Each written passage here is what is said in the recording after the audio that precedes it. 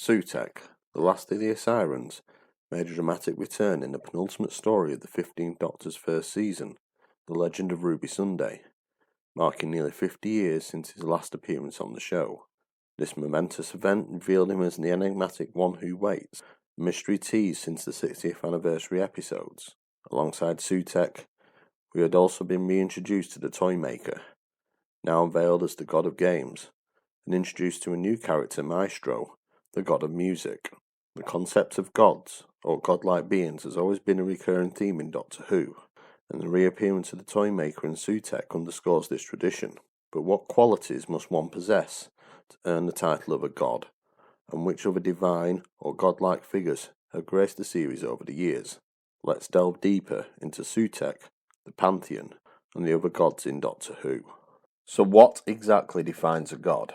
In our world, gods are a universal concept across religions, revered as beings or entities superior to humans. Some even considered our creators, overseeing our existence depending on your beliefs. Doctor Who as a show has intentionally steered clear of aligning itself with any particular religion, for several compelling reasons. In particular, taking a stance on religion risks showing favouritism towards one belief system, whilst potentially offending others.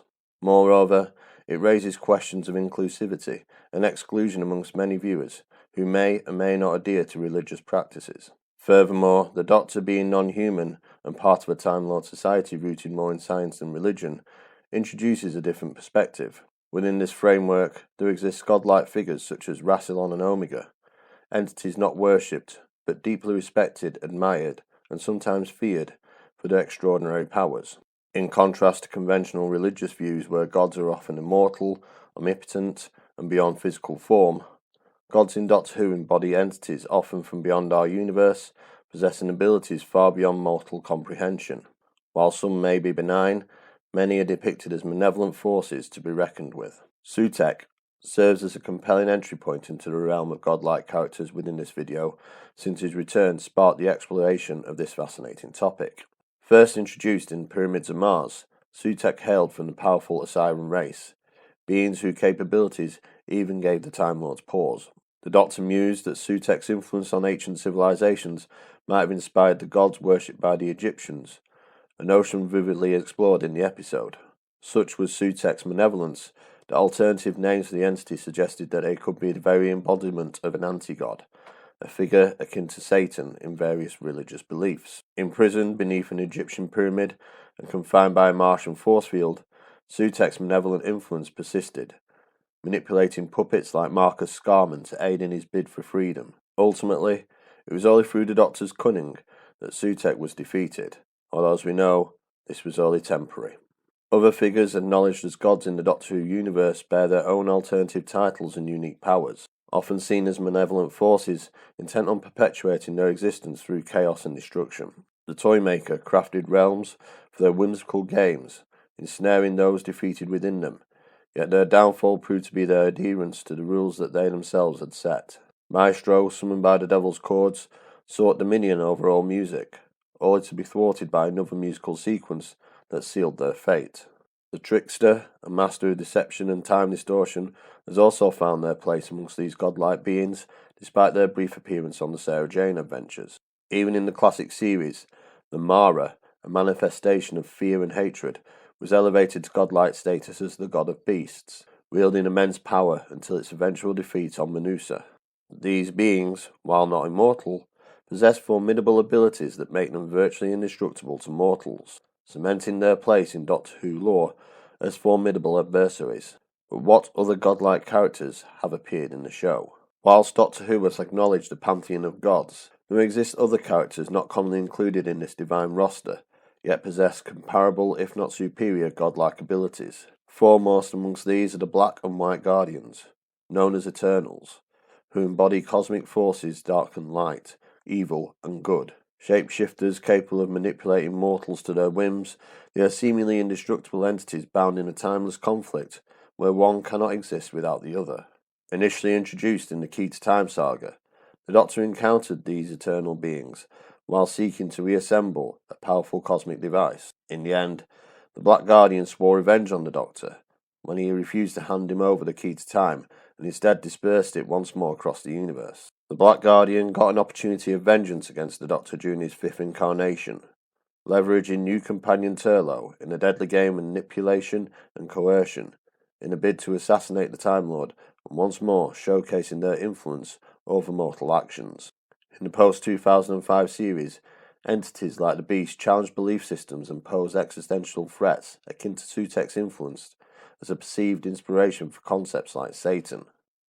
In the annals of Doctor Who's classic series, other antagonists have left their mark as godlike entities. The great intelligence, capable of possessing and controlling mortals without holding their own physical recognizable form, wielded influence across time and space, leaving a haunting legacy. Fenric, though once imprisoned by the Doctor, orchestrated schemes spanning centuries, manipulating events through possession and psychic influence. Only the Doctor's insight into the power of faith proved effective against this ancient malevolence. Distinct from these nuanced adversaries are the gods of Ragnarok, directly acknowledged as deities in the greatest show in the galaxy. This triad of stone-like beings presided over a deadly circus, demanding performances from mortals under the threat of destruction. The Doctor's confrontation with them revealed their true nature, and culminated in a showdown where the tables were turned with the ingenious use of a mystic medallion. Thus far, we've explored formidable entities who pose significant challenges to the Doctor with their powers and sheer existence.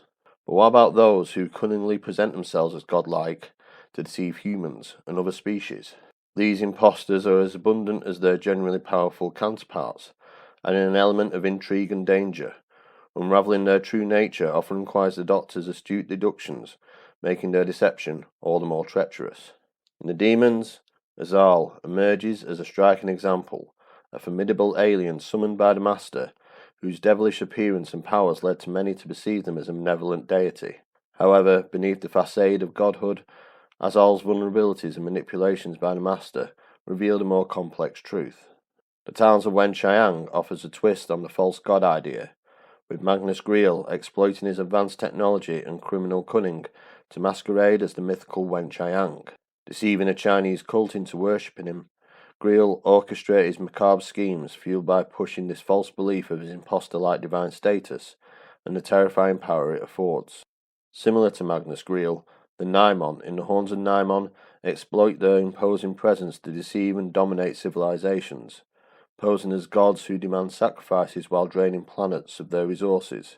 Exposed by the Doctor as intergalactic parasites, their reign of deception collapses once challenged and outwitted by the Time Lord and his companion Romana.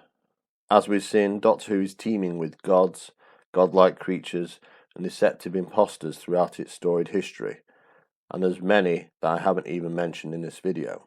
Yet one godlike figure has remained conspicuously present throughout these narratives, and that is the Doctor. The Doctor, ever humble, would scoff at the notion of being considered a deity. However, the recurring theme amongst the characters we discussed is how mortals perceive them, feared, worshipped, or revered as gods. This perception extends beyond mere admiration. It infuses them with a mythical aura that transcends their individual deeds. The Doctor's exploits might indeed appear godlike.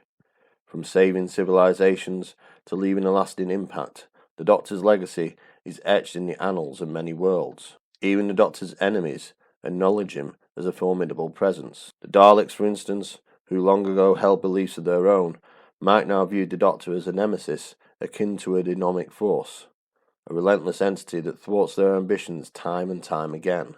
Hence their moniker for our hero, the oncoming storm, that reflects their fear and apprehension of the Doctor's prowess. In the grand tapestry of Doctor Who, whilst the Doctor may reject the mantle of a deity, their impact on the cosmos and the lives they touch cannot be denied. Whether revered by allies or feared by foes, the Doctor stands as a singular force whose actions transcend mortal limitations, leaving an undeniable mark on the universe and earning a place amongst the most formidable of entities in the Doctor Who mythos, whether that is perceived as a god or not. In comparing gods acknowledged in our world to those in Doctor Who, we find intriguing distinctions.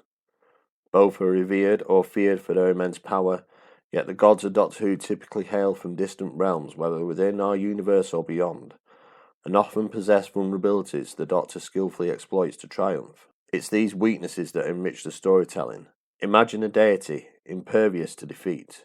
Such invulnerability would diminish narrative tension and audience engagement. The essence of compelling storytelling lies in the challenge of overcoming seemingly insurmountable odds. Some of Doctor Who's most memorable tales unfold when the Doctor faces adversaries who appear unbeatable, leading to ingenious strategies and unexpected resolutions. Thus, while gods in Doctor Who may boast extraordinary abilities, their imperfections and the Doctor's ingenuity ensure that each confrontation is a thrilling exploration of courage, wit, and the triumph of intellect over brute force. But tell me, who do you think are the greatest godlike characters in Doctor Who? Maybe it's one I've not mentioned. That's your opinion, which you're entitled to have. Let me know in the comments below. But for now, it's the end.